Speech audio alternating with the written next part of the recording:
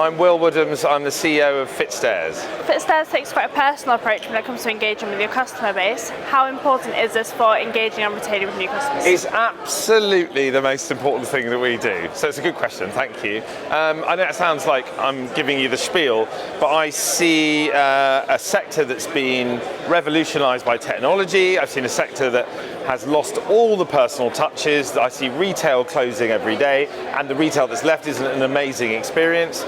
So I think you can either go right to the bottom and just be all about offers, incentives and tech, or you can go the other direction and be all about what we call CX, customer experience, about looking after customers. When something goes wrong with your betting operator, whatever you want to call it, you want it to be fixed immediately, you want to be apologised, and you will be given a free bet or something to appease you. That's absolutely key with any business, except bookmaking, where the customer kind of comes last and gets factored out, dropped, dumped, ruined, the experience is crap, no one has a good time.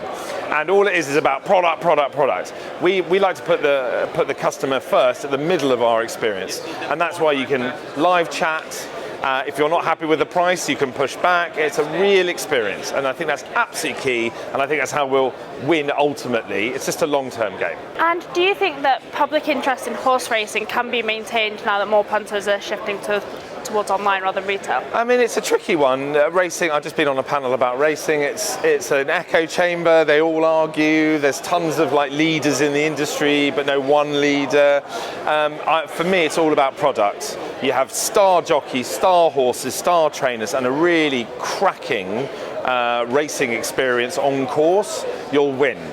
It is not, it's about atmosphere and excitement, and I think what they've done so well in the English Premier League is built stars and brands and names, and now we're standing in a football stadium. The experience of football is so much better than it used to be. I think racing needs to up its game in every element, but I do think there are lots of people, young people getting into racing.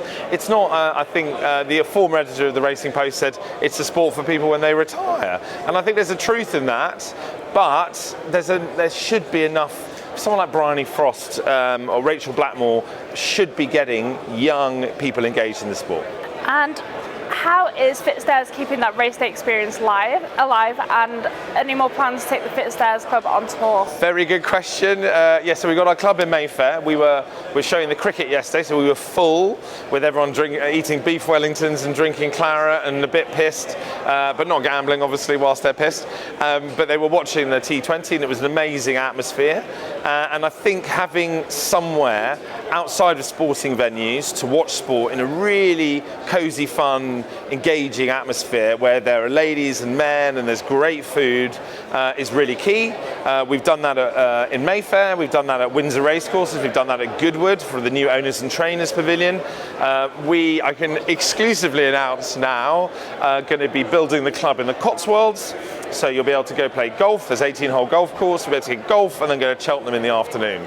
And we feel like these little pods of really luxurious sporting experience are really building out that off-course experience. But as I've said, we've invested in Windsor and Goodwood to create better on-course experiences for our members and owners and trainers. Now, we can't not mention that you were SBC's Racing Sportsbook of the Year. Oh yes. But how important are other sports for Fitzdares? I think football's my number one priority. I think we've always had a keen cricket and golf following, but racing makes up 60-65% of our turnover. I'd love to do more with football. I've got a huge plan coming in December, which I'm not telling you about, but it involves Where We're Standing and some other London clubs. I think because we've been talked so much about racing, we've perhaps we've not made people feel welcome to be football punters with us, and we're growing that. It's now double-digit growth every year, our football business, and I think we need to bring some of that class and sophistication that we do in racing into football. We're trying to make football posh. See how that goes. Has interest in football increased now that fans are back in the stadiums? Yeah, definitely. I mean, it's brilliant. I've just been on a panel about football as well this morning. It's just such a phenomenal, I hate to talk about things like a product, but it is, and just the star factor playing every weekend in the UK. I think Champions League, we're getting to the later stages next year, that's when the real excitement is, but I think, yeah, fans are back, fans are loving it, capacity. I can't get a season ticket to QPR, it's impossible, and they're rubbish. So, you know, it's a nightmare for fans who want tickets, but you know, I'm taking clients to City PSG. For them, that's like going to the Olympic Stadium, you know, for the 100-metre day. You know, I'm buzzed about going up to City to watch two teams I don't support. So, I mean, it's really electrifying at the moment. So, yes, fans are back, engagement in football. October was the worst month for football betting for bookies ever. But we don't care because we know it's been a phenomenal football, and they'll be back, hopefully losing in November, December. And any predictions for who might win the Premier League? I have absolutely no idea, and I don't care. I don't want to. I think it's not for me to make a judgment on that, and I don't care enough about it. I just want Chelsea to finish top 4. How come you chose to speak at Betting on Sports Europe? Because it's the best Betting on Sports Europe conference there is, and only one, I think. But yeah, no, I mean, it's. I live 10 minutes away. I can park here. No, I'm joking, but I can. But you know, it's back, and you know, I can go to Barcelona. I can go to other things, but this is the first thing I've done in 3 years, and I'm going to go to New Jersey in the end of November, and looking forward to discovering more about US sport in general. What can we expect from Fitzdares in 2022? Oh, lots. Yeah, I mean, obviously very excited to be doing our club in the Cotswolds. Lots of marketing initiatives around Cheltenham and football. And this is buckets of sports for us to get our teeth into. So more of the same, but hopefully more excitement, and also improving our. I think our ambition is to be the best iOS app on the market, because we're the only bookmaker who predominantly services Apple phone users. Most bookmakers, people use whatever the other ones are. So we want to make that product amazing, and I know we're updating our race card information and our football market. So I really focused on making our iOS, aka Apple experience, the best in the business.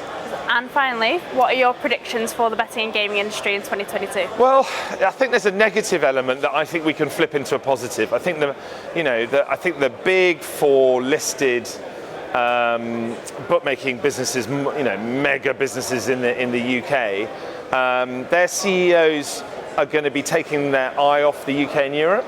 I think if they're going to be taking their eyes off sports that can't make them enough money, I think they're going to be quite callous, because I think their attention is going to be in the US. So someone like me, who's predominantly UK and Ireland focused and racing focused, I think I can pick up a lot of business, because I think a lot of the big bookmakers are going to turn their attentions to other new markets and underinvest in technology and marketing in UK sports. So I think there's a huge opportunity there, and you know, it's always an exciting sector. We always work it out, and we always, you know, make the most of what we have. And sport as a global product is just getting better and better and better. So ultimately, that's what we sell, and ultimately, it's improving. So there is a big compliance tailwind in January, Feb, when the government announces what's happened. But actually, what I think they're going to do is set a standard for the whole industry. So we play by the same rules, which will be really good for smaller operators like me. So ultimately, the compliance element will make it a safer gambling environment for punters, and I think we work with that, and ultimately I think that actually make our businesses a lot better and future-proof.